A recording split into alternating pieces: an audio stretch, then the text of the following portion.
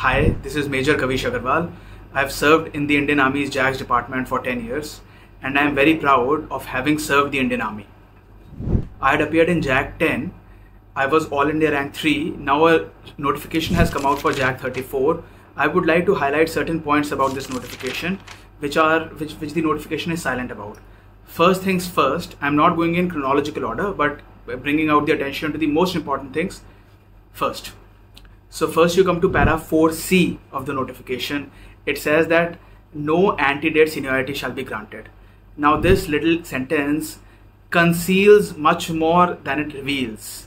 See, if you're an applicant or a candidate for this exam, you may not pay so much attention to this. No one reads this small fine print. People generally read the bigger things. No one is first of all interested in reading such a lengthy notification which is running into 8-9 pages.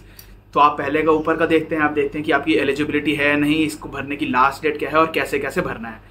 ज़्यादातर लोग वो चीज़ को miss कर जाते हैं. लेकिन अगर आप उसे पढ़ते भी हैं, no ante date seniority shall be granted, इससे 99% लोग कुछ नहीं समझ पाएंगे. Even those who are kids of Fauji's, even if your fathers are ex-colonels or brigadiers, you will still not be able to understand, most probably.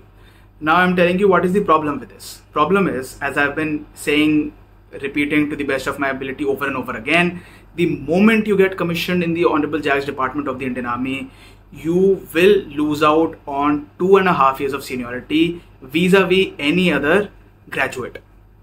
BA, BCom, BSc, BTech, MBBS और anything else. आपको क्योंकि anti date seniority नहीं दी जा रही है, you will become junior comparison is being made out in terms of age.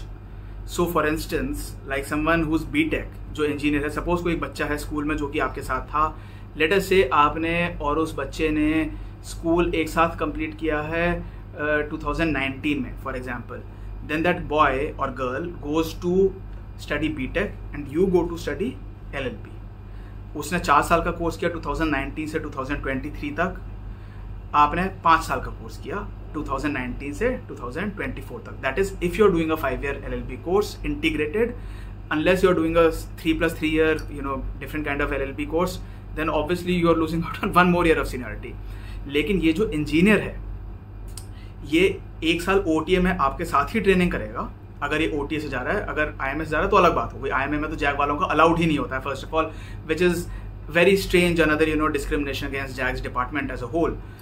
So basically you cannot get a permanent commission in the beginning. You may get a permanent commission after 10 years of service in the JAGS department when you're asked whether you want to opt for a PC or not. But even then there's no guarantee, because I know that there are very, very bright and well-performing JAG officers who are not getting permanent commission at the end of 10 years of their services. I know one JAG officer who's a double gold medalist who has topped both of the mandatory JAG courses and still has not been granted a permanent commission. Coming to the main point, तो अब वो जो student है जिसने BTech पढ़ा है, वो 1 साल OTA में आपने एक साथ ट्रेनिंग करी, सपोज फॉर एग्जांपल, दोनों आप एक साथ OTA में ट्रेनिंग के लिए जाते हैं. ट्रेनिंग में कोई डिफरेंस नहीं होता. You do the same training, you do the same running, rolling, crawling, same sweating, exercising for 8 to 10 hours a day, running 10 kilometers, 12.5 kilometers, running, doing route marches, etc. All physical tests are same. All academic tests are the same. Academy में कोई difference ही नहीं होता JAG candidate, engineer या BSc BCom वाले के बीच में. Doctors का of course there are different entries, but for everyone else other than medical, the selection procedure is pretty much the same and the training is completely the same as far as OTA is concerned. Now, अब आप उस engineer के साथ रगड़ा खा रहे हैं, साथ में ट्रेनिंग कर रहे हैं, खून पसीने बहा रहे हैं, लेकिन जैसे ही आप कमीशन होंगे तो कमीशनिंग के 11 महीने बाद वो बंदा, 13 महीने बाद वो जो इंजीनियर है, 1 साल बाद आप मान लीजिए, 1 साल बाद वो बन जाएगा कैप्टन. आपको लगेंगे 2 साल 7 महीने कैप्टन बनने में, उसको लगेंगे 13 महीने, 1 साल 1 महीना, आपको लगेंगे 2 साल 7 महीने कैप्टन बनने में. तो 1 साल तो उसने पढ़ाई कम करी है. पढ़ाई की मैं इसलिए बात कर रहा हूँ क्योंकि आर्मी में जितनी आपने पढ़ाई की होती है आपको उसके हिसाब से सीनियरिटी मिल जाती है. Like for instance if you're a doctor जो कि 5 साल की पढ़ाई करते हैं, जो डेंटल होते हैं और जो वेटरनरी डॉक्टर्स होते हैं वो 5 साल पढ़ाई करते हैं, और जो MBBS होते हैं वो 5.5 साल पढ़ाई करते हैं, including the periods of internships. जो कि उनको लास्ट 1 ईयर करना पड़ता है डॉक्टर्स को। तो इनका जो 5 साल या 5.5 साल है वो उसके हिसाब से उनकी सीनियरिटी को एडजस्ट कर दिया जाता है, क्योंकि उन्होंने ज़्यादा पढ़ाई की है। इसलिए जो डॉक्टर्स होते हैं वो डायरेक्टली कैप्टन के रैंक से कमीशन होते हैं। मतलब जो बाहर के हॉस्पिटल से पढ़ के आ रहे हैं, अगर कोई फौजी हॉस्पिटल से ही, फौजी कॉलेज से ही पढ़ के आता है, मतलब AFMC से पढ़ के आता है, तो वो डायरेक्टली वो जो 1 साल की ट्रेनिंग का उसका पीरियड होता है इंटर्नशिप वाला, उसमें उसको लेफ्टिनेंट रैंक दे दिया जाता है। जैसे ही उसका MBBS की डिग्री कंप्लीट होती है तभी वो कैप्टन बन जाता है। और अगर कोई बाहर के MBBS के कॉलेज से पढ़ के आ रहा था तो वो डायरेक्टली कैप्टन बन जाता है, या शायद 21 दिन में कैप्टन बन जाता है। So basically he is getting commission directly in the rank of captain. आप बनेंगे, आप भी 5 साल की पढ़ाई कर रहे हैं, लेकिन आप OT में ट्रेनिंग करने के 2 साल 7 महीने बाद, 1 साल तो आपने ट्रेनिंग करी, उसके भी 2 साल 7 महीने बाद you will be promoted to the rank of captain. That is जब आपने LLB कंप्लीट करी, जब आपने OTA में जब आपने कदम रखा, उसके 3 साल 7 महीने आपको लगेंगे कैप्टन बनने में। मेडिकल वालों में ये है, जैसे ही उन्होंने 5.5 साल का कोर्स कंप्लीट किया, उनकी ट्रेनिंग भी ऐसी नहीं होती है 1 साल की OTA की तरह। उनकी ट्रेनिंग बहुत छोटी होती है, 3 हफ्ते की, 3 weeks, if I am not wrong. Pardon me if I am wrong, हो सकता है कि 2 महीने की होती है, but that is immaterial because it is definitely not for 1 year. तो वो जैसे ही अपनी 3 हफ्ते की ट्रेनिंग कंप्लीट करेगा डॉक्टर, वो बन जाएगा captain. So basically this you are taking 3.5 years to become promoted to get promoted to the rank of captain, whereas that doctor is getting promoted to the rank of captain in 3 weeks after 5.5 years. आपने 5 साल पढ़ाई करी, उसने आपसे 6 महीने ज़्यादा पढ़ाई करी, लेकिन वो इमीडिएटली कैप्टन बन रहा है। आप 3.5 साल में कैप्टन बन रहे हैं, तो डॉक्टर आपसे 3 साल आगे हो गया। इंजीनियर, उसने 4 साल पढ़ाई करी, मतलब आपसे 1 साल कम, और वो आपसे 1.5 साल पहले कैप्टन बन रहा है। आप 2 साल 7 महीने में कैप्टन बन रहे हैं, वो 1 साल 1 महीने में ही कैप्टन बन रहा है। तो आप इंजीनियर से 1 साल 1.5 साल वो पहले कैप्टन बन गया, 1 साल पढ़ाई कम करी, 2 साल 6 महीने 2.5 साल आप उससे पीछे हो गए। इंजीनियर और डॉक्टर्स की ये है comparison. As far as BA, BCom, BSc, etc. are concerned, so they do a 3-year course. So after their 3-year course, they will undergo the same training. They will sweat and bleed along with you in the OTA. Whereas you've done a 5-year course, they will also get promoted to the captain rank after 2.5 years. Okay, 2 years 7 months. So basically, you are again behind them by 2 years because you have studied a 5-year course and your seniority is not adjusted as per the length of your basic college education, which is adjusted in the case of engineers and doctors. This is regarding the anti-date seniority issue. ये पहले लिख के भी नहीं देते थे notification में, जैसे हमारे टाइम पे JAC 10 का जो नोटिफिकेशन आया था उसमें लिखित में नहीं आए थे वाला point. I think they have started writing this because I had filed several RTI applications back in the year 2018 and 19 asking them why this discrimination is happening against JAG officers. Presently, a writ petition is pending on this matter in the Honorable High Court of Delhi, which is sub judice. So, you know, if you are okay with losing out on 2.5 years of seniority, it has many implications. Then you can consider going for it.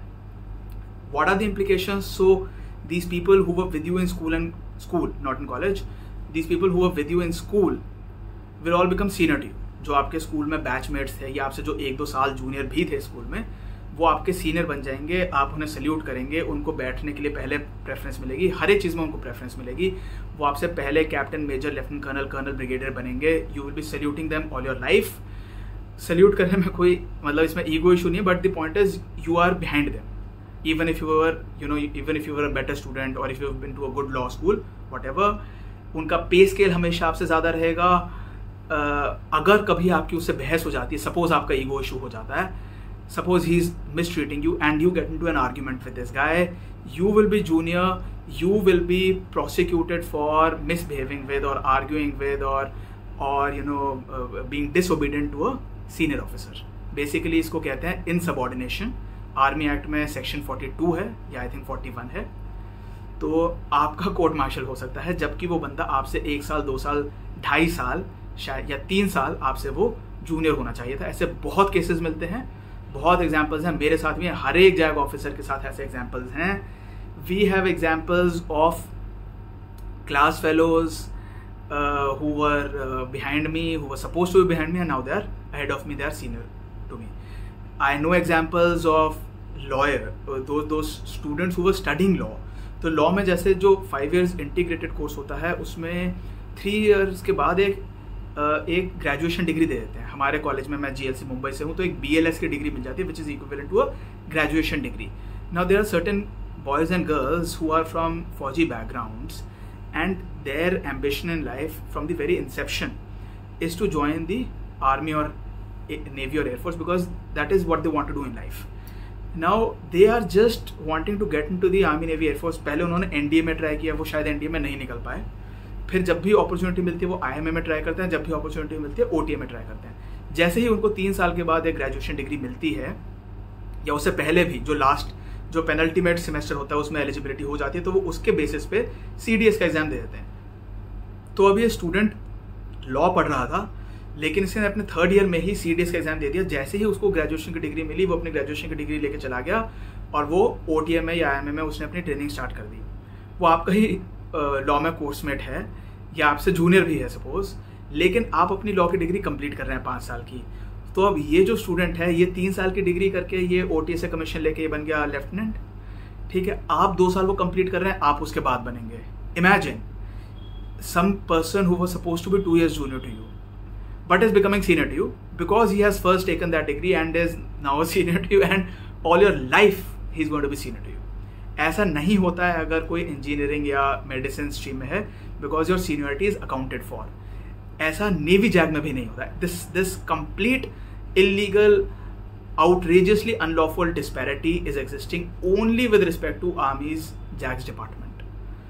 So that is the very first, very important point. It should be highlighted and written across all over the place in golden red letters. आप इसको अपने दिमाग में अच्छे से अपनी जहन में बैठा लीजिए. अगर आप इससे ओके हैं, if you are fine with it, then only you can think of joining the JAGS department. If not, it will be very, if you have any amount of self-esteem, it may be very painful towards your own self-esteem.